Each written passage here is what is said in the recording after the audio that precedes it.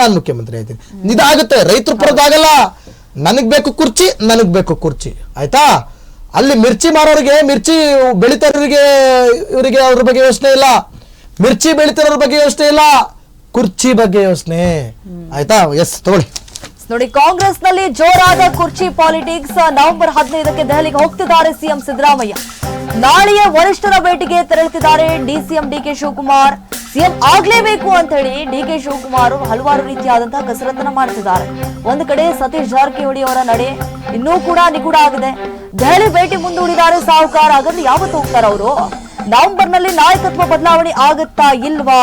ಸಂಪುಟ ಪುನರಚನೆ ಮಾಡ್ಬೇಕು ಅನ್ಕೊಂಡಿದ್ದಾರೆ.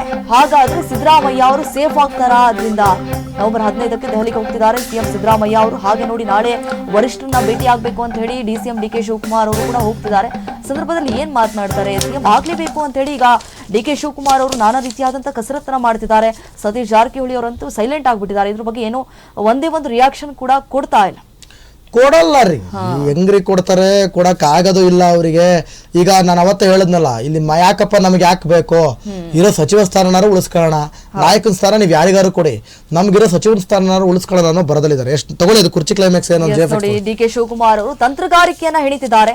ನಾಳೆ ದೆಹಲಿಗೆ ಹೋಗ್ತಿದ್ದಾರೆ ಡಿಸಿಎಂ ಡಿಕೆ ಶಿವಕುಮಾರ್. ಸಂಪುಟ ಪುನರಚನೆ ಬ್ರೇಕ್ ಹಾಕಿಸುವಂತಹ ತಂತ್ರಗಾರಿಕೆ ಏನಾದ್ರೂ ಮಾಡ್ತಾರಾ?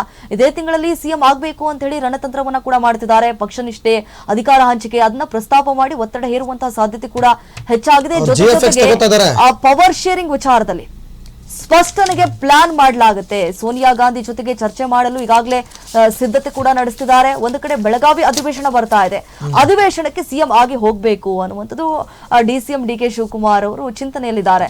ಸಿಎಂ ಸ್ಥಾನ ಒಂದ್ ವೇಳೆ ಸಿಗದೆ ಹೋಗ್ಬಿಟ್ರೆ ಸಿಂಗಲ್ ಡಿಸಿಎಂ ಯಥಾಸ್ಥಿತಿಗೆ ಪಟ್ಟು ಹಿಡಿಯುವಂತಹ ಸಾಧ್ಯತೆ ಕೂಡ ಹೆಚ್ಚಾಗಿದೆ. ಜೊತೆಗೆ ಕೆಪಿಸಿಸಿ ಅಧ್ಯಕ್ಷ ಸ್ಥಾನದಲ್ಲೂ ಕೂಡ ಮುಂದುವರಿಯುವಂತಹ ತಂತ್ರಗಾರಿಕೆ. ಸಂಪುಟದಲ್ಲಿ ಆಪ್ತರಿಕ ಅವಕಾಶವನ್ನ ಕೊಡಿಸಬೇಕು ಅಂತ ಹೇಳಿ ಈಗಾಗಲೇ ಡಿಸಿಎಂ ಡಿಕೆ ಶಿವಕುಮಾರ್ ಅವರು ಆ ಒಂದು ಚಿಂತನೆಯಲ್ಲಿದ್ದಾರೆ. ಓಕೆ, ಸಿಎಂ ರಣತಂತ್ರ ಏನು? ಸಿಎಂ ಆಗಿ ಪೂರ್ಣಾವಧಿ ಮುಗಿಸುವ ತಂತ್ರಗಾರಿಕೆಯಲ್ಲಿ ಸಿಎಂ ಇದ್ದಾರೆ.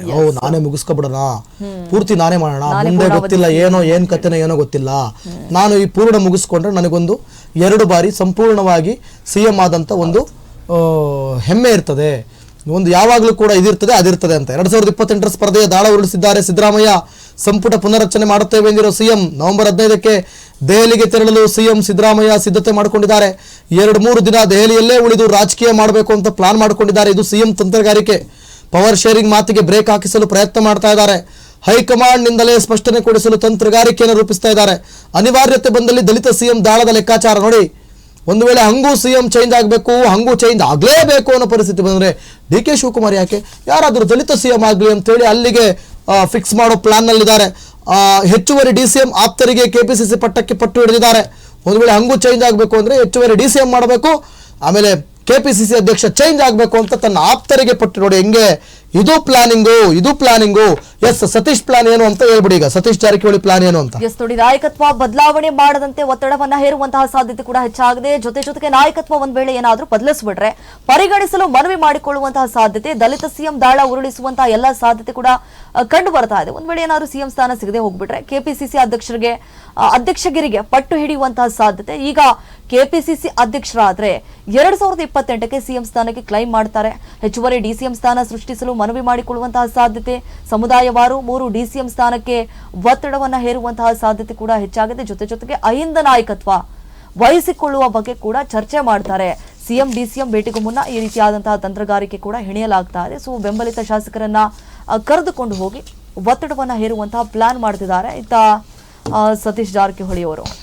ಎಸ್, ಈಗ ನಿಮಗೆ ಇದು ಅವ್ರ ಪ್ಲಾನು, ಡಿಕೆ ಶಿವಕುಮಾರ್ ತಂತ್ರಗಾರಿಕೆ, ಸಿಎಂ ಸಿದ್ದರಾಮಯ್ಯನವರ ತಂತ್ರಗಾರಿಕೆ, ಸತೀಶ್ ಅವರ ನಡೆ ಪ್ಲಾನು, ಇವೆಲ್ಲ ಒಂದ್ ಕಡೆ ಪಕ್ಕಕ್ಕಿಡಿ. ಕ್ಲಿಯರ್ ಕಟ್ ಆಗಿ ಈಸಿಯಲ್ಲಿ ಎಲ್ರಿಗೂ ಅರ್ಥ ಆಗೋ ಲ್ಯಾಂಗ್ವೇಜ್ ಅಲ್ಲಿ ಹೇಳ್ಬಿಡ್ತೀನಿ, ಕೇಳಿಸ್ಕೊಳ್ಳಿ. ಪವರ್ ಶೇರಿಂಗ್ ಅಂದ್ರೆ 50-50. ಅಂದ್ರೆ ಈಗ ಸಿದ್ದರಾಮಯ್ಯನವರು ಮುಖ್ಯಮಂತ್ರಿ ಸ್ಥಾನವನ್ನು ನಿಲ್ಲಿಸಿ ಡಿಕೆ ಶಿವಕುಮಾರ್ ಮುಖ್ಯಮಂತ್ರಿ ಆಗೋದಕ್ಕೆ ಈ ನವೆಂಬರ್ ಕ್ರಾಂತಿ ಅಂತ ನಾವೇನ್ ಕರಿತಿದ್ವಿ ಅದು.